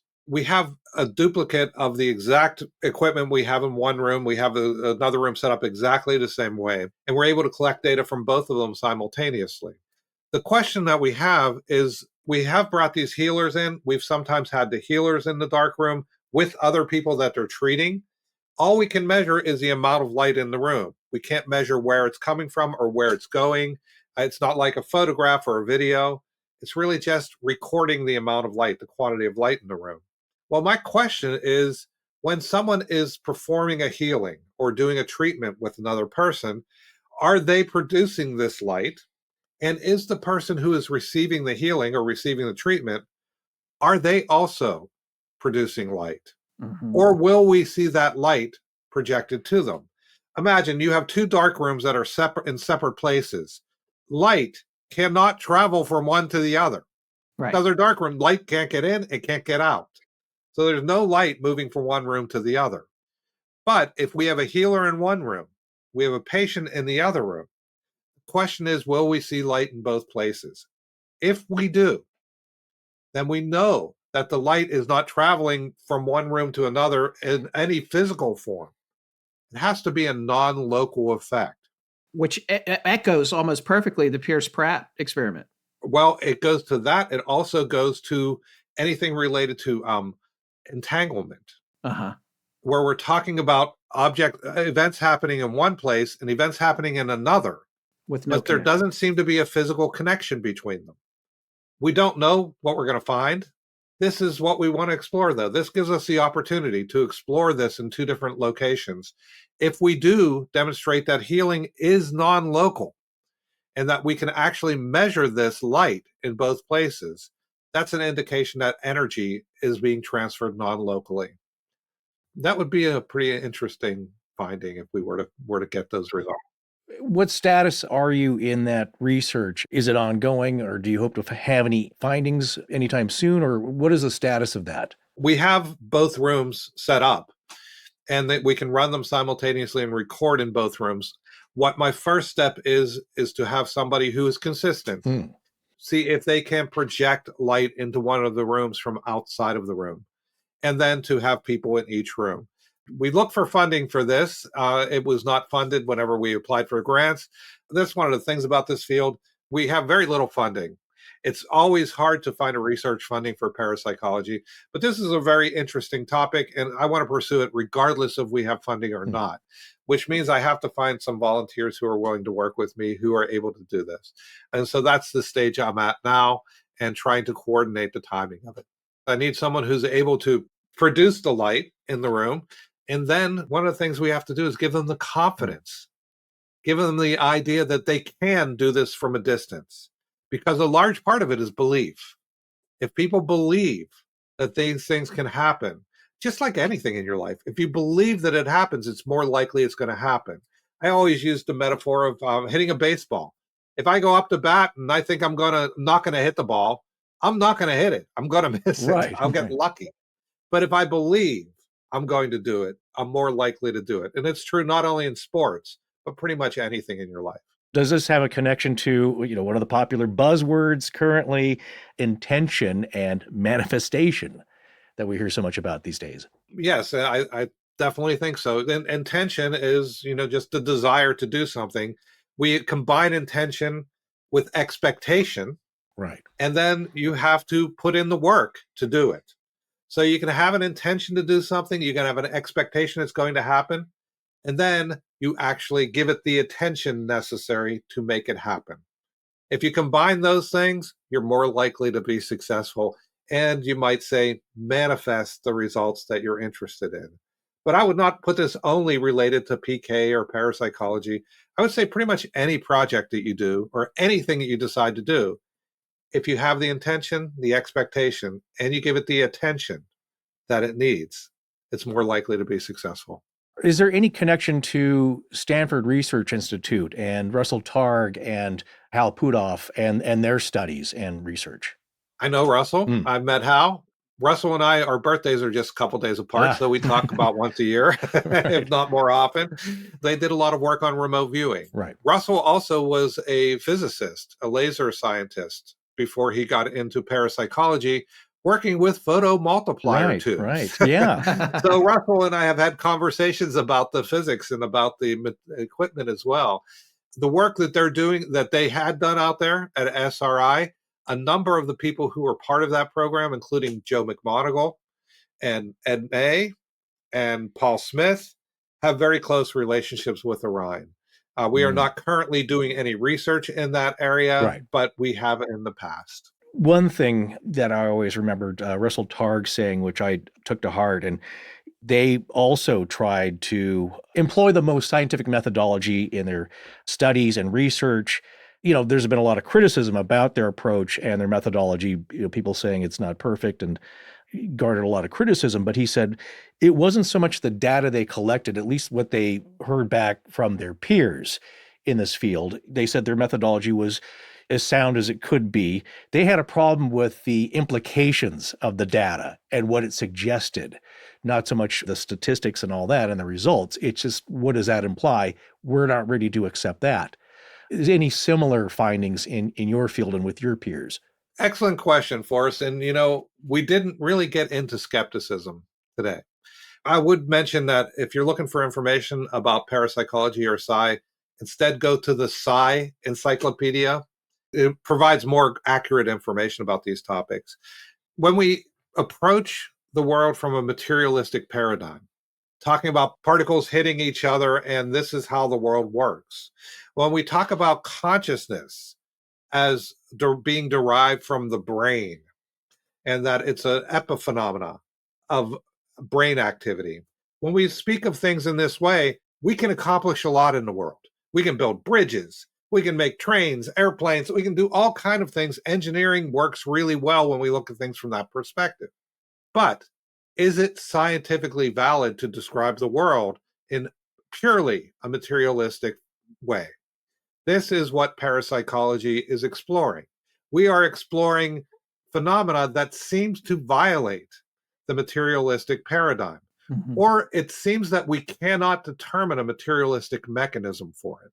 So when we find phenomena like remote viewing, like people who are intentionally able to affect objects from a distance, energy healing occurring, or ESP of any sort, we cannot describe a physical mechanism that will make this happen.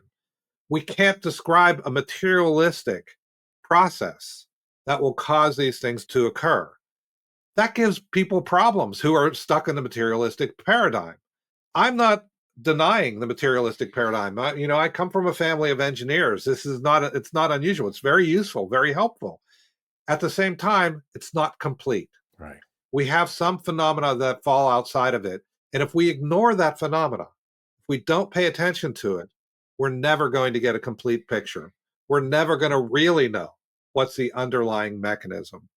This is where a lot of people are studying consciousness and manifestation. And for me, it's all about perception and our models, our psychological models that determine what we're going to perceive. We see things that we expect to see, and that's part of our modeling. Right, right. Jung talked about that quite a bit. As we've often talked about on the show, Scott and I, out of doing this 10 years and all the crazy topics and events, UFOs, dogmen, all these strange things that people have reported, even ghosts and Bigfoot, psi research, psychic ability, remote viewing seems to get probably the most pushback, or certainly it's one of the topics that gets the most pushback from people and criticism and disbelief. Why do you think that is? I think there's multiple reasons that this comes into play. One of them being the fact there are a lot of people who are faking it, right, who are pretending, and they're taking advantage of people who are vulnerable oftentimes. In every field, you have people who are faking things. Yeah. Every field, you're going to have certain people who are pretending. And I mean, if you look at magicians, they're pretending magic is happening. They're not actually doing magic. They're pretending, and they're fooling people. They're fooling them using their perceptions.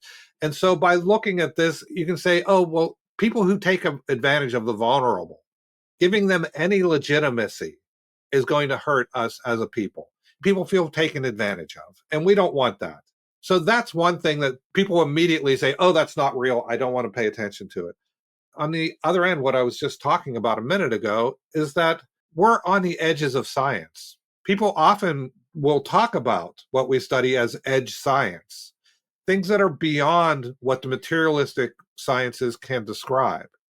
And so because we can see these phenomena, and we know that the human mind can fool itself really easily.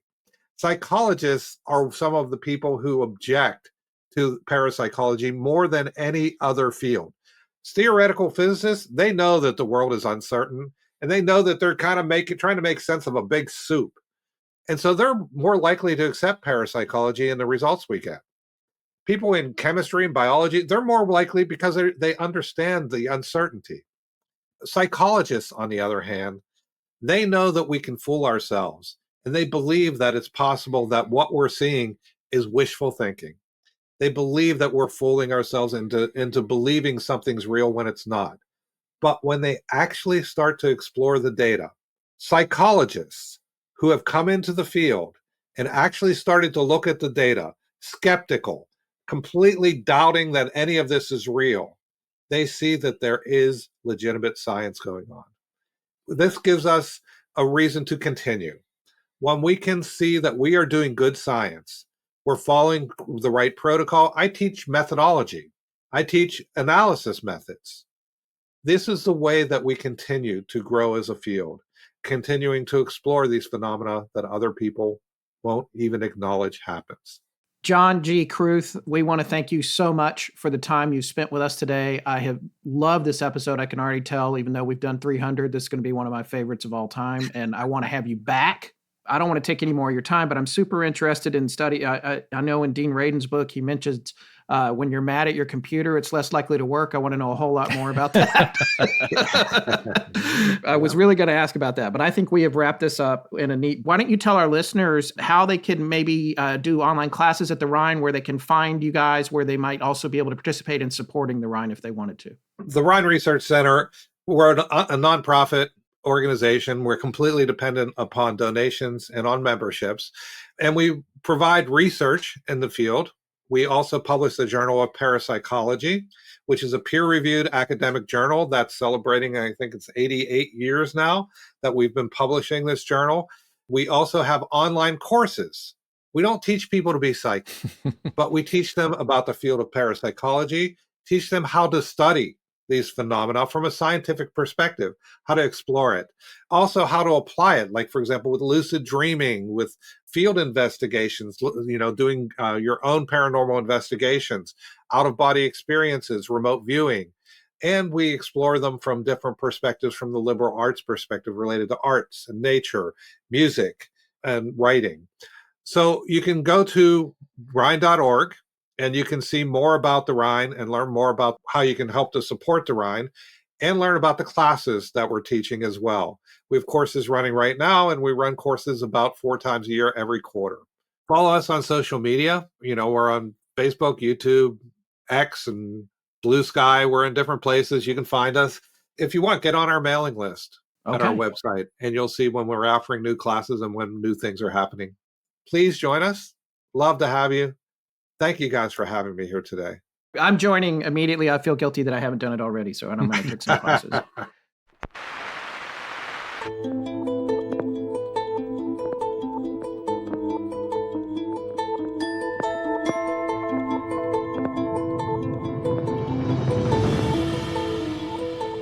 That's going to wrap up episode 310 of Astonishing Legends. A very special thanks to John G. Kruth. Visit Rhine.org to get access to a ton of fascinating information on paranormal research and classes, or to help support the Institute with donations.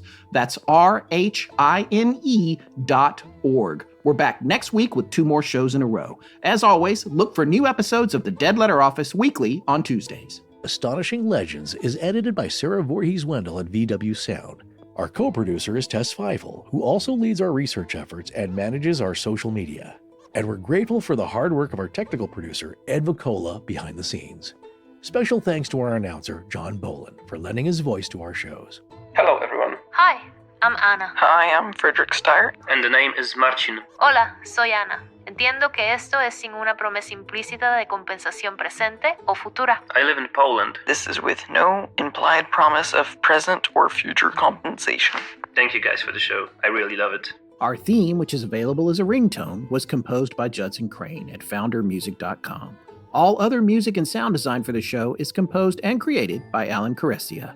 Our logo was created by Tommy Beaver Design, and our animated graphics for social media and YouTube are done by Joshua Sloan at deadstreetproductions.com. Many episodes have transcripts available. For ones that don't, you can request them by emailing transcripts at astonishinglegends.com. Astonishing Legends would not be possible without you, our listeners. Visit our store at astonishinglegends.com or interact with us and other listeners on Facebook, Instagram, Blue Sky, Discord, and YouTube. You can also visit us at patreon.com/astonishinglegends, where patrons have access to commercial-free versions of both the main show and the Dead Letter Office, as well as additional bonus content, including the Patreon-exclusive show, The Astonishing Junk Drawer. No part of this show may be reproduced anywhere without permission. Copyright Astonishing Legends Productions. Good night.